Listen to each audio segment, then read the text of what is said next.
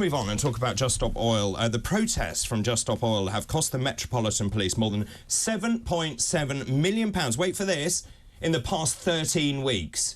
£7.7 million. That is the equivalent of the annual salary of 200 police officers. This is the cost of policing 515 protests carried out by Just Stop Oil since April. This is, as you know, the slow marches in major roads, also the disruption of high-profile sporting events.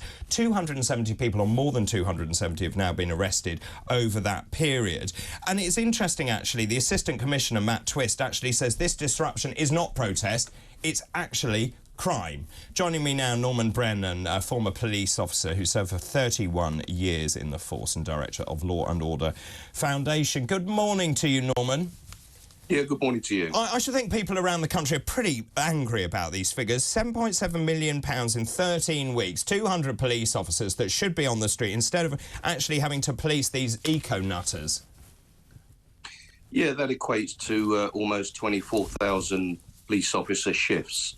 Now, we don't have an extra police officer box where we just go to and just take them out. These officers are taken from division from around the whole of the Metropolitan Police area. And these areas are already depleted of officers, so they're even further depleted. And when you think £7.7 million to be spent on people that basically are morons, their behaviour is moronic, they're obstructing their fellow citizens. And don't forget, many of these people are going to hospital appointments. We've had COVID, many self-employed are trying to pick up the pieces from lost business. There are people going on holiday, people travelling to work, such as doctors, and emergency vehicles need to pass as well. Well, when you think that these individuals are blocking those, they're basically holding society to ransom. And when I say hold them to ransom, this is equivalent to domestic terrorism. And they just seem to be taking the mick out of all of us, and there seems to be no teeth in which to bite them. And even some of them are doing media interviews whilst under arrest and in handcuffs. I've never seen anything like it. So where is this all going wrong? Because we had the police saying they lack direction, they can issue a Section 12, as we now know, but the police said they're not getting sort of guidance from above. Is that part of the problem? Surely, actually, any right-minded person would think, right, you've had enough, you're obstructing the highway, let's move them on now. You and I would have thought that, and anyone reasonable-minded person would have thought that as well. There seems to be no deterrent. What their aim is to do is they're quite cute. They're not causing any harm. They're not attacking people with violence. Well, of course, the police would then come out with their shields and public order units. But what they do is they garner huge amounts of publicity. That's why now they thought, let's go a little bit further. And they keep pushing the rope further and further. And it's about time that rope broke. Well, you say they're not doing any harm, but obviously they are harming people. If you can't get to hospital, if you're pregnant, for example, and you need to get to hospital, or indeed if you have something life-threatening, or they're blocking emergency vehicles, and they're disrupting people getting to work. So I would say that actually they are causing enormous harm, and they need to be moved. And then physical harm. That's why I said... Yes, no, I understand, but I meant harm to people's businesses, their mental health, also just in terms of trying to get medical help.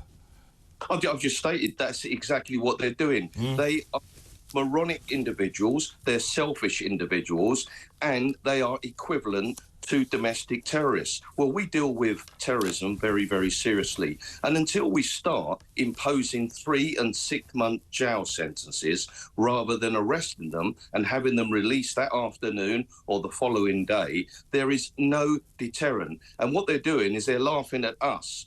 And when I say they're selfish, if all of us took to the streets for something that we were not happy with, and by golly, I don't know too many people in Britain that are very happy about everything at the moment, there would be utter chaos and carnage. So basically what they're doing is they're taking the piddle out of all of us, and they're getting away with it. And you and I and any like-minded law-abiding motorists will say, why can't the police be there, arrest them immediately, do not allow them to carry out media interviews? Because all of these people, when they go on these protests, they have film crews there, they have photographers there, and what they do is they milk every single inch out of their disruption. And what have they actually achieved? Do you realise all they've achieved is disrupting the law-abiding members of the public, people who they are meant to be. They've acted irresponsibly, they've acted illegally, and until the court starts saying, right, 3 months imprisonment, 6 months or a year, I promise you, if they started doing that, you won't see too many demonstrators out on the streets, because they then will know the law has teeth. When the law doesn't have teeth, it can't bite. Norman, thank you very much indeed. That's Norman Brennan, former police officer and director of Law and Order Foundation.